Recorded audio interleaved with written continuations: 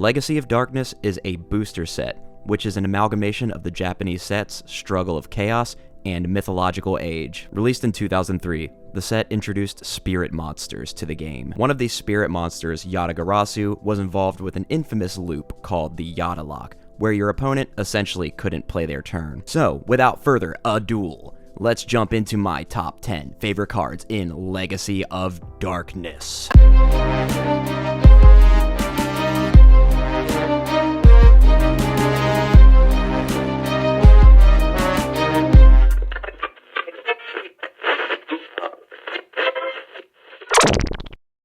And at our number 10 spot is a Legendary Ocean. A Legendary Ocean is a field spell card whose effect reads, all water monsters on the field gain 200 attack and defense. Reduce the level of all water monsters in both players' hands and on the field by 1. One fun fact I learned about cards whose names are always treated as another one's. This actually includes in the deck. So if you have 2 copies of this card, you can only have 1 copy of the OG Umi in your deck as well. That's just wacky to me, but that's Yu-Gi-Oh for you. But one reason I like this card so much is that it was pretty integral in a deck that was played later on in the game called Fish OTK, which is one of my favorite decks of all time, mind you. The attack and defense boost is usually negligible, but the level reducing effect really matters in a few situations. You can essentially freely normal summon level 5 and lower water monsters without the need of a tribute. It also had some applications when it manipulated the levels for synchro plays, but only years after it came out. I mainly like it for that latter reason, and not too much for earlier in the game, such as when this card came out. So for that reason, it's the lowest spot on the list. And next up, at number 9 is Reinforcement of the Army. Reinforcement of the Army is a normal spell card that reads, add 1 level 4 or lower warrior monster from your deck to your hand. Talk about a card that will probably never stop seeing play. The simplest effects in Yu-Gi-Oh! Are oftentimes the most powerful. No once per turn on its effect earns it a perfect spot on the limited list. There's a reason everyone calls an in-type search effect a Rhoda. Technically, Fossil Dig is just a strictly better Rhoda for dinosaurs, but because they're not as generically good as warriors,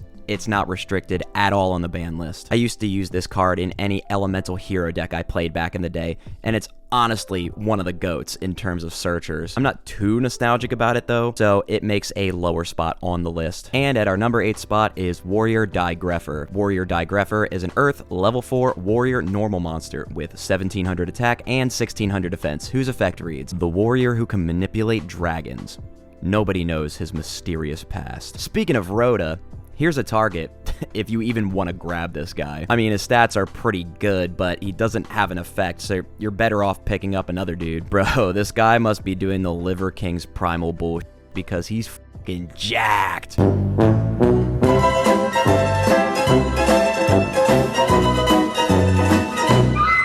I'm pretty sure this guy's flavor text is just an expose by the dragon community. I can already see it now. They type, don't date this man, big manipulator. Either that or he wrote it himself. He does look like one of those edgy incels that for sure would put the nobody knows his mysterious past bullshit on there. Alright, I'm done flaming the guy. He is on a list of my favorite cards in the set after all. I've always loved not only the good stats for a level 4 monster, but its artwork as well. The color scheme in the background and his sword really stood out to me as a kid. There is actually extensive lore about Warrior Diggraffer throughout the card game, but this video is not about that. Konami must really love this guy to do all that though. And as far as cards in Legacy of Darkness go, I think I do too. Just not as much. And at lucky number 7 is Fiber Jar. Fiber Jar is an Earth level 3 plant flip effect monster with 500 attack and 500 defense, with an effect that reads, flip.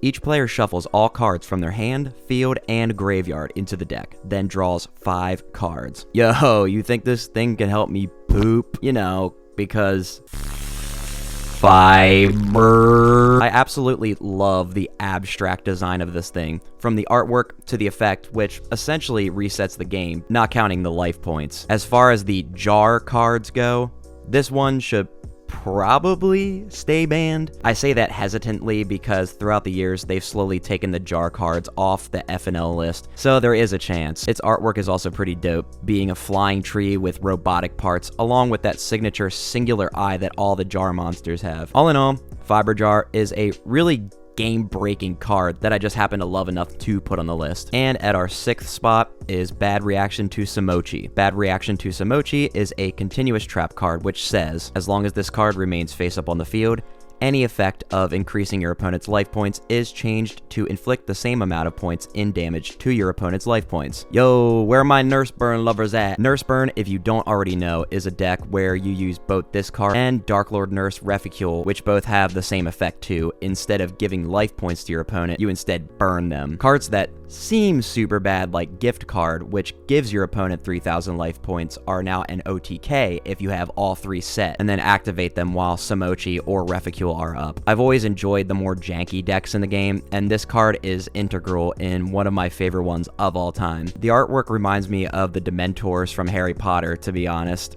Yo, I just thought of something. What if instead of sucking your soul, the Dementors sucked your And about halfway through the list, at number 5 is Tyrant Dragon. Tyrant Dragon is a fire level 8 dragon effect monster with 2,900 attack and 2,500 defense, with an effect that reads, during your battle phase, if your opponent controls a monster after this card's first attack, this card can make a second attack. Negate any trap effects that target this card on the field, and if you do, destroy that trap. This card cannot be special summoned from the graveyard unless you tribute 1 dragon monster. While seeming powerful at a glance, this monster, as far as I know, never really saw play. But goddamn if I didn't love this thing as a kid. Almost being as strong as Blue Eyes White Dragon in stats, and looking, honestly, more menacing and ancient than it too. I really enjoyed trying to summon this guy in any way I could while dueling either my brother or friends, if I decided to bust out a dragon deck. I can't really say much else about this oppressive flying lizard other than it definitely deserves a spot, even if middling, on the list. And our number 4 spot is Luster Dragon number 2. Luster Dragon number 2 is a wind level 6 dragon normal monster with 2,400 attack and 1,400 defense, with flavor text that says, this dragon feeds on emerald. Enchanted by this monster, even when attacked, few people live to tell of its beauty. While the previous dragon was decently nostalgic for me, this one is up there with the most nostalgic cards I ever owned. It may have even been amongst the first cards I ever owned. Having pretty high stats for 1 tribute, and just being cool as a muff, both in artwork and flavor text, I really was drawn to the sequel of Luster Dragon. It's honestly kind of metal that this guy just eats straight up emerald. Must have some hard-ass teeth, goddamn. He also kind of looks like the dragon in a video game that would be on the good guy's side and help defeat the other evil dragons. Although, according to its flavor text, it may just be evil itself, since most people don't even survive after seeing it. Morbidity aside, Luster Dragon number 2 definitely earns itself a spot on the list. And our number 3 spot is the Dragon Dwelling in the Cave. The Dragon Dwelling in the Cave is a wind level 4 dragon normal monster with 1,300 attack and 2,000 defense, whose description says, a huge dragon dwelling in a cave. It is horrible when it gets angry, although it is usually quiet. It is said to preserve certain treasures. Wow, Dylan, 3rd dragon in a row. Give us some variety. Hey, if you have a problem with it, come fight me. When I get you on the ground, I'll be dragging these nuts. Anyway, this fucking dude is pretty iconic in my early deck building lineup, even before I knew how to properly duel. One thing I think is really weird about it is the fact that its name is way too descriptive. It even reiterates it in its flavor text, so why the need to explain it in the name? I don't know, but that aside, I've always loved how, despite being a level 4, its defense was pretty solid, being a pretty viable set face down way back when my brother and I would make up our own rules once we actually wanted to start learning the game. Like Luster Dragon number 2, this monster was also one of the first cards I owned, so the nostalgic factor is off the charts. All of that stuff combined makes the Dragon Dwelling in the Cave one of the higher entries on the list. And our runner-up spot at number 2 is Last Turn. Last Turn is a normal trap card whose very lengthy and confusing effect reads, this card can only be activated during your opponent's turn when your life points are 1,000 or less. Select 1 monster on your side of the field and send all other cards on the field and in their respective owner's hands to their respective graveyards. After that, your opponent selects and special summons 1 monster from their deck in face-up attack position and attacks your selected monster. Any battle damage from this battle is treated as 0. The player whose monster remains alone on the field at the end phase of this turn wins the duel. Any other case results in a draw. Holy what was that about you Yugi boomers hating on modern cards with big walls of text? Granted, there are more of them nowadays, but even back in good old 2003, they still just decided to word vomit all over some cards. Even so, once you do read and understand it, it's honestly a lot less complicated than it initially may seem. The main thing is that even if you understand it, there are many rulings nightmares when it comes to tournament settings. For that reason, they banned this card a long time ago. There is also some annoying way to always win with this card, which includes Jowgen the Spiritualist, not allowing your opponent to even summon a monster, automatically making you the winner. So I'm not really sure anyone's sad to see this card probably never come back to the game. But on to the reason why this card is the runner-up on the list. Surprisingly, my brother and I did own a copy of this card way back in the day, and we, unsurprisingly, didn't know how the this thing worked. So we made it just Exodia in trap card form. Flip this fucker, and you win. Kind of stupid, I know, but you gotta remember, I was around 8 and my brother was 6, so trying to figure out this card, let alone dueling properly, was pretty out of the question. I also absolutely love the artwork on last turn, having 2 actual spirit monsters fighting each other, those being Hinokagotsuchi and Yamada Dragon. Yo, is Hinokagotsuchi all natty or what, dude? So with that being said, last turn really does deserve the number 2 spot on the list, and the winner for my favorite cards in Legacy of Darkness goes to Opticlops. Opticlops is a dark, level 4 fiend normal monster with 1800 attack and 1700 defense, whose description reads, a one-eyed giant that serves the dark ruler Hades. It skewers its enemies with its sharp horn, shattering them to pieces. Yo, why the hell are all these monsters jacked? And this guy is f***ing butt-ass naked.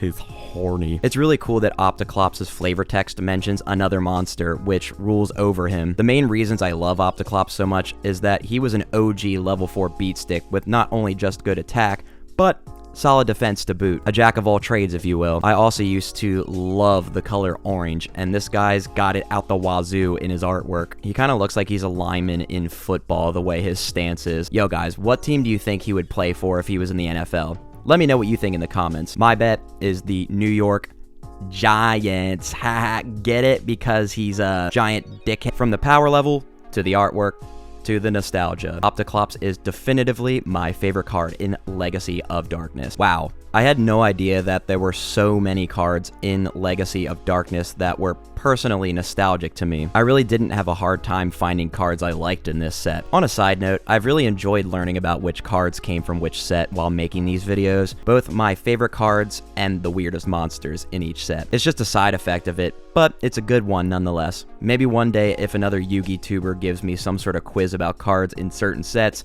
I can absolutely smash it, mate. So that's it for my time, guys. Remember to like the video, subscribe if you're new here to become a scrub-scriber, and comment down below what your favorite cards from Legacy of Darkness are. And I will see you guys next time.